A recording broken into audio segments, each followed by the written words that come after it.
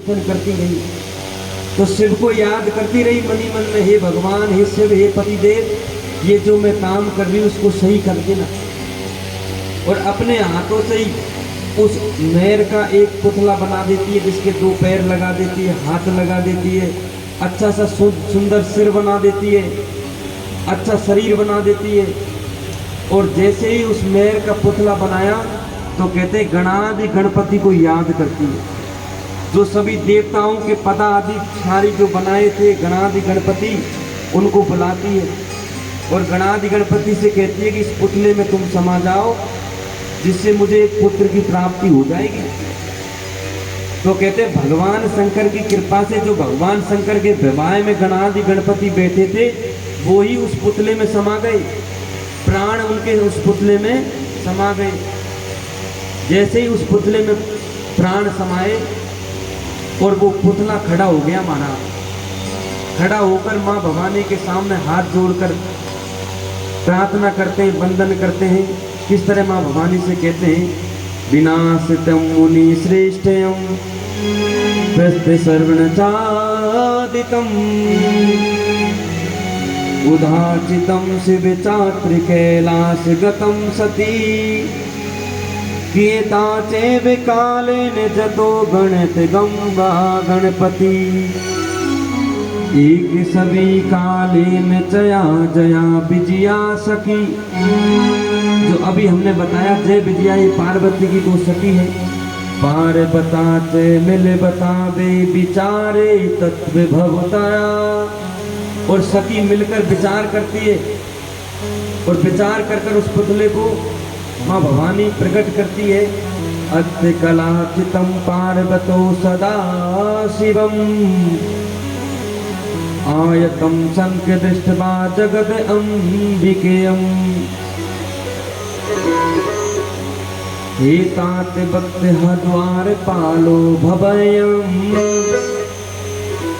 मस्त पुत्र मया नथम कदाचितम वेशुतम बिना मदाच पुत्रयम नैवेद्यम गतामहे कौम भक्ति हटातयम सत्य नहीं मया। बाबा सूत जी सोनक आदि ऋषि मुनियों को कथा सुनाते कहते हैं कि वो पुतला जो प्रकट हुआ, उस पुतले को माँ भवानी जय विजया सखी स्नान बनाती, निलवाती। गणेशाना क्रोध संपात गतवा विगायनयम प्रवंच गिरिजा पुत्रम तदा द्वारपालयम तदा द्वारपालम कदोपि बुद्ध आयतम कितवा चकितयनम।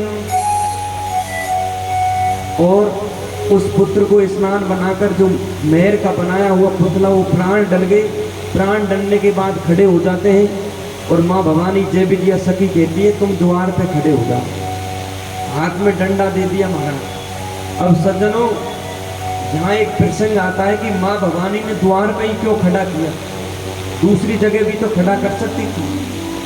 लेकिन कहते हैं जब ये माँ भवानी ने गणादि गणपति को, गणेश जी को प्रकट किया, तब सब देवता आए और सब देवताओं ने दर्शन करे। सुंदर बालक था, गोरा बदन था और सुशील दिखने वाला अति सुंदर गणेश जी प्रकट हुए।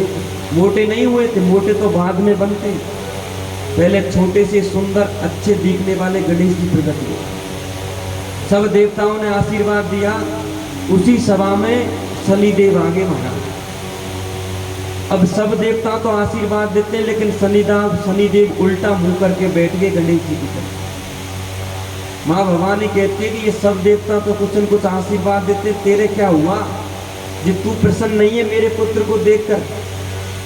शनिदेव कहते हैं हे माता, मैं प्रसन्न तो हूँ, लेकिन अगर मैंने तुम्हारे पुत्र की तरफ देख लिया तो इनको मेरी 7.5 शक्ति लग जाएगी। ये शनिदेव की दृष्टि है। जिस पे शनिदेव की दृष्टि पड़ गई वो गया काम से मारा। इसलिए भगवान से बच के रखे, शनिदेव की दृष्टि ना पड़े।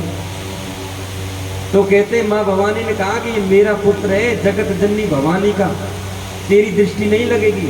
अब सज्जनों, ये शनिदेव की 7.5 शक्ति कौन है, पहले ये तो पता होना चाहिए। तो कहते हैं देवताओं की सभा में ये अप्सराएं थी और ये शनिदेव अति सुंदर थे सज्जनों, यमराज के भाई थे, सुंदर थे, सूर्य के पुत्र हैं, संध्या के पुत्र हैं ये शनिदेव और अति सुंदर है।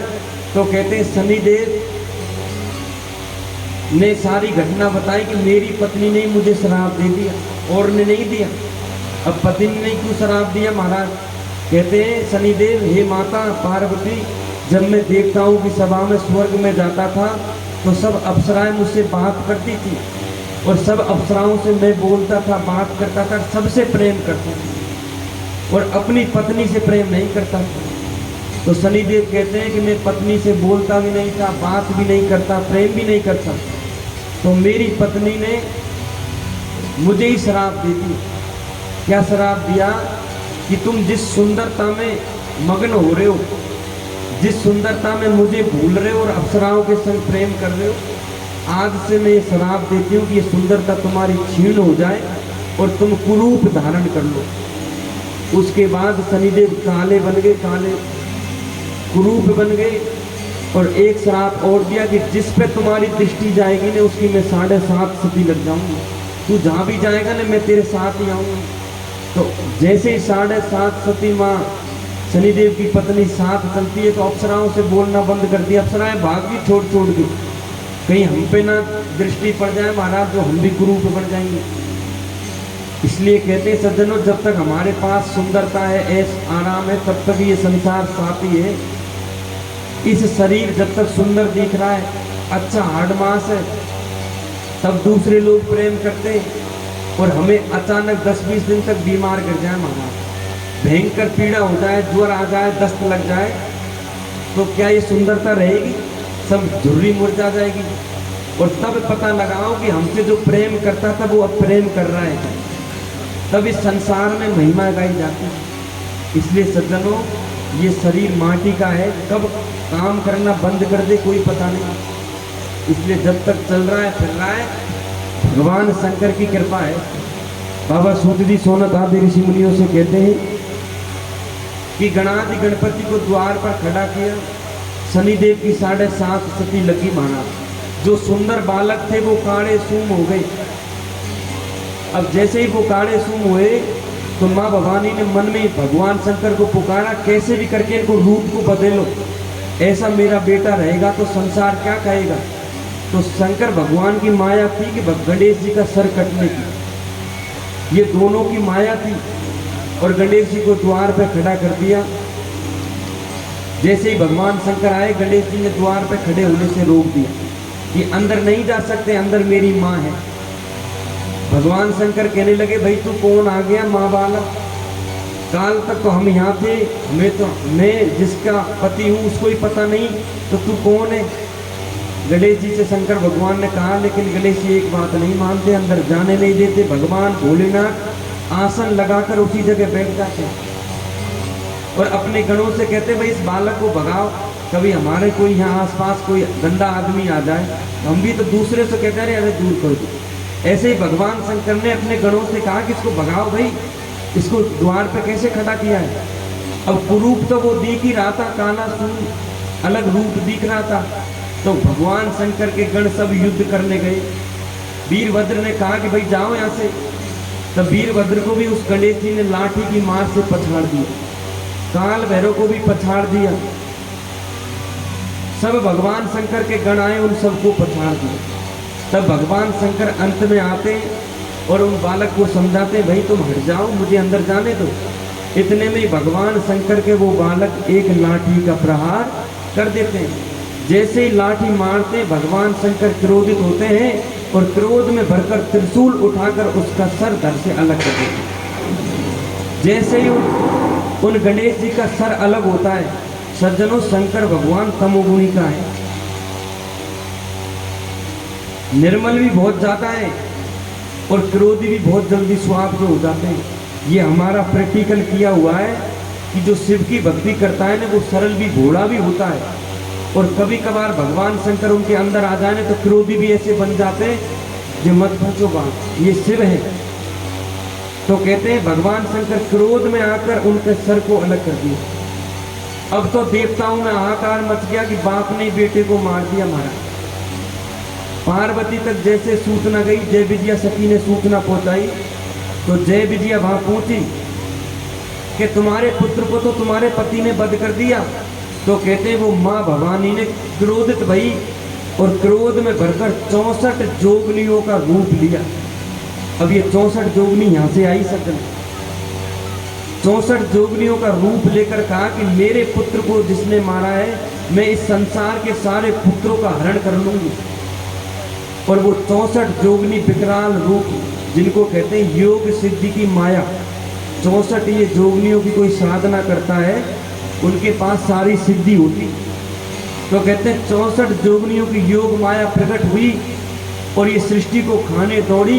तो भगवान शंकर उनके सामने लेटे महाराज, और कहीं फोटो भी दिख जाएगा कि शंकर भगवान ने उस जोगनियों को रोका महाराज कि तुम अगर संसार को खा जाओगी तो ये संसार कैसे चलेगा। इसलिए फिर भगवान शंकर ने वो 64 जोगनियों को 64 जगह स्थापित किया और स्थापित कर कर उनको शांत किया। और माँ भवानी से कहा तेरे पुत्र को जीवित कर दे। ये भगवान की माया है। तब कहते हैं कि भगवान विष्णु से शंकर ने कहा कि हे विष्णु, उत्तर दिशा की ओर कोई भी जीव मिले, सर्वप्रथम उस जीव का सर काट के ले आओ। अब उत्तर दिशा की ओर भगवान शंकर के गण गए, विष्णु भगवान के घर गए। कहते विष्णु भगवान का चक्र गया। अब ये चक्र से क्यों धड़कटना था, ये भी कथा सुनो। एक समय की बात थी, तब इंद्र अपने ऐरावत हाथी को लेकर इस पृथ्वी की यात्रा करने आए। तो कहते हैं विश्वामित्र की मुनि की कुटिया में ध्यान चले जाता है, और जो भी राजा महाराजा हो, अच्छा आदमी हो, वो कोई संत की कुटिया देकर अवश्य दंडोत करता है महाराज। जो ज्ञानी आदमी होगा वो, और अज्ञानी तो कुछ नहीं समझेगा। जिस रास्ते से हम जा रहे हैं, कहीं मंदिर दिख जाए तो मन से ही प्रणाम कर लो, कहीं आश्रम दिख जाए तो प्रणाम कर लो, ये मर्यादा है। तो कहते हैं इंद्र ने विश्वामित्र का आश्रम देख के वहां आते हैं, विश्वामित्र का पूजन करते हैं और वंदना करते हैं। अब विश्वामित्र के गले में एक पुष्पों की माला डली थी सजन, और वो पुष्पों की माला जैसे कहते हैं संत कुछ न कुछ दे ही देते हैं, और संतों के द्वारा दी हुई हर वस्तु कभी न कभी कुछ न कुछ काम आएगी। ये सत्य बात है, इससे उपराण कहती। संत जो भी देवे उसको घर पे ले जाओ, उसका अपमान मत करना। कहते हैं विश्वामित्र ने इंद्र के गले में माला डाली और वो इंद्र को पहना दी। अब इंद्र माला पहन के कुटिया से बाहर निकल आए। जैसे ही बाहर निकले सज्जनों, तो कहते हैं क्रोधी वाले आदमी होते और अज्ञानी आदमी होते हैं जो संतों की दी हुई भेंट को ऐसे ही पटक जाते हैं। यहाँ पहना दी तो कल एक आए थे हम, जिनकी शक्ल तो हमें याद नहीं, यहाँ माला पहनाई थी और वही डाल दी। अब हमने भी कसम ले ली हम किसी को माला का भी स्वागत नहीं करेंगे, क्योंकि जिस चीज़ का हम देते हैं वो अपमान करते हैं, वो कोई मतलब नहीं। इसलिए सज्जनों, संतों की दी हुई चीज़ों का सम्मान करना चाहिए। बाबा सूत जी कहते हैं कि विश्वामित्र ने जो माला इंद्र को दी, वो इंद्र ने उतार कर गले से अपने हाथी को पहरा दी, ऐरावत हाथी को।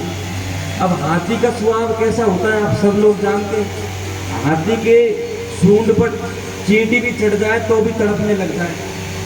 तो माला तो बड़ी चीज है, तो हाथी उछल कूद करे और सूंड के माध्यम से वो माला नीचे गिरा देते, और गिराकर उसमें पैर और रख देते, कुचल देते हैं। और इस दृश्य को विश्वामित्र मुनि देख रहे हैं। जैसे ही विश्वामित्र ने देखा कि मेरे द्वारा दी हुआ वरदान, मेरे द्वारा दी हुई ये पुष्पों की माला की क्या हालत हो रही है, तो विश्वामित्र ने श्राप दे दिया कि हे इंद्र, जिस तू इंद्र के सिंहासन पर अभिमान कर रहा है, एक दिन तुझे इस सिंहासन छोड़कर भागना पड़ेगा। तो महाराज ये राक्षस जितने भी आए ना, इंद्र को डर रहता है कहीं कोई राक्षस ज्यादा तपस्या नहीं कर ले, नहीं तो मेरे विश्वामित्र का श्राप काम में आ जाएगा। तो इंद्र को खुर्ची प्यारी होती है, और उस हाथी को विश्वामित्र ने श्राप दिया कि हे हाथी, हे ऐरावत, ये मेरे द्वारा दी हुई पुष्पों की माला की तुमने अपमान किया है। मैं श्राप देता हूँ कि जिस जगह से तूने माला को फेंका उसी जगह से तेरी ये गर्दन कट जाएगी। श्राप दे दिया। महात्मा पहले ऐसे ही होते थे, कोई बात माने तो ठीक नहीं, जबरदस्ती मनवा देते, क्रोधी स्वभाव के होते थे। तो कहते हैं अगर इस संसार में संत नहीं हो गए तो ये संसार ही नहीं चले महाराज। मर्यादा सिखाने वाले भगवान के द्वारा भेजे हुए दूत संत ही होते हैं। कल हमने बताया था कि उत्तर प्रदेश में पुनः हमारे योगी जी आ गए, तो बड़ी प्रसन्नता की बात है। अगर वो नहीं होते तो गौ हत्या बंद नहीं होती, राम मंदिर नहीं बनता। तो संत अच्छे ही करते हैं जगत के लिए। कई लोग तो उनसे बुराई वैसे ही बांध लेते हैं और कई लोग उनसे प्रसन्न रहते हैं। तो योगी जी कर रहे हैं तो वो अच्छा ही तो है, हम सबके लिए अच्छा है। यहाँ तक कि पूरे धर्म निभाने वाले सब व्यक्तियों के लिए अच्छा करते हैं। ऐसे ही विश्वामित्र ने श्राप दे दिया, इंद्र के ऐरावत हाथी को तेरी गर्दन यहाँ से कटेगी। अब यही घटना सत्य भगवान शंकर को करनी थी ना सज्जनों। विश्वामित्र का श्राप भी तो पूरा करना था, तो भगवान श्राप को भी निभाते। कहते नारद जी ने श्राप दिया कि तुझे नारी के विरह में रोना पड़ेगा, तो राम जी अवतार लेके आगे नारी के विरह में रोए। विश्वामित्र ने श्राप दिया कि ऐरावत हाथी तुझे कटना पड़ेगा, लेकिन पुनः जब ऐरावत हाथी ने और इंद्र ने वंदना करी, विश्वामित्र की प्रार्थना करी, तो सज्जनों विश्वामित्र से प्रसन्न होकर संत हृदय नवे नीत समाना। संत होते हैं थोड़ी देर में तो क्रोधित हो जाते हैं और थोड़ी देर में सागर के समान हो जाते हैं, प्रेम आ जाता है। तो विश्वामित्र ने श्राप भी दे दिया और जैसे ही इंद्र ने ऐरावत ने दोबारा हाथ जोड़कर प्रार्थना करी, तो कहते भाई गर्दन तो फटेगी, सिंहासन छोड़ के तो भागना ही पड़ेगा, लेकिन उपाय ये बता देते हैं कि पुनः तुम स्वर्ग को आ जाओगे और हे ऐरावत हाथी, जिस जगह से तेरा ये सर कटेगा ये सर पूज्यवान हो जाएगा, ये सर तेरा पूजेगा। तो ये गणेश जी के जो सर पे ये लगाया हाथी का, ये पूज तो रहा है सच में। गणेश जी थोड़ी पूज रहे हैं, ऐरावत हाथी पूज रहे हैं, विश्वामित्र का वरदान है। तो कहते हैं और इधर गणेश जी का जो धड़ कटा था और जो सर काला गया था वो कहाँ चला गया? भगवान शंकर के गण गए, विष्णु भगवान का चक्र गया और उस ऐरावत हाथी ने जन्म लिया हथनी के यहाँ से, और छोटे से बच्चे के रूप में हाथी था। तो सर्वप्रथम भगवान शंकर के गणों को वो हाथी दिखा और हाथी को देखकर विष्णु भगवान के चक्र ने उनके धड़ को काट दिया। सर को लेकर भगवान शंकर के गण आए।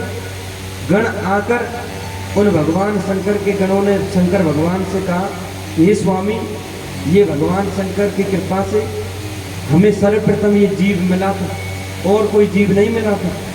तो भगवान शंकर ने कही, भाई जैसी भक्ति ईश्वर की माया, इसको यही सर लगना था। तो भगवान शंकर मंत्र विद्या पढ़ते हैं, साधना पढ़ते हैं, योग विद्या सावर मंत्रों के माध्यम से सिर को सिद्ध करते हैं और सिद्ध कर कर चिकित्सा करते हैं। ये आज हो रही है महाराज साइंस की चिकित्सा। हजारों युग वर्ष पहले शिव जी ने चिकित्सा कर दी थी, जो ऑपरेशन अब चल रहे हैं। और अब के ऑपरेशन शरीर को काट कर जोड़ नहीं सकते, लेकिन पहले के ऑपरेशन ऐसे थे तो शरीर दो हो जाए फिर भी जोड़ देते। तो ये भगवान की माया है। ये वेदों से ही तो इस साइंस के इंजीनियरों डॉक्टरों ने सीखी है, वेदों में लिखा है सारी बातें। तो कहते हैं भगवान शंकर ने उन गणेश जी को सर स्थापित किया, सब देवताओं ने उन गणेश जी का पूजन किया, गुणगान किया और वंदना करी, और भगवान शंकर ने उस गणेश जी की स्तुति करवाई सब देवताओं से। हम भी एक गणेश भजन के माध्यम से उस गणेश जी को मनाते हैं, स्तुति करते हैं, वंदना करते हैं, क्योंकि अभी हमारे कथा में गणेश जी तो आए। तो भगवान शंकर ने आशीर्वाद देकर उन गणेश जी को पूज्य बनाया। आगे हम कथा में कहेंगे, कल की कथा में, कि गणेश जी का विवाह कैसे होगा, कैसे गणेश जी का जीवन व्यतीत होगा। आज तक गणेश वंदना सब देवताओं ने कुछ न कुछ गणेश जी को आशीर्वाद दिया, उपहार दिया, कोई जाएगा नहीं। अभी कथा और बाकी है, अभी ये भी बताएंगे कल कौन सी कथा होगी। तो आरती करके सब लोग जाएं, क्योंकि इतना समय दिया है तो 10-20 मिनट में कोई फर्क नहीं है। सब भगवान का नाम ले, गणेश वंदना करे, गणेश जी को पुकारे। Hello hello. हे बुद्धि के दाता, सब वेदों के ज्ञाता, तुम्हें बंधना वो तुम्हें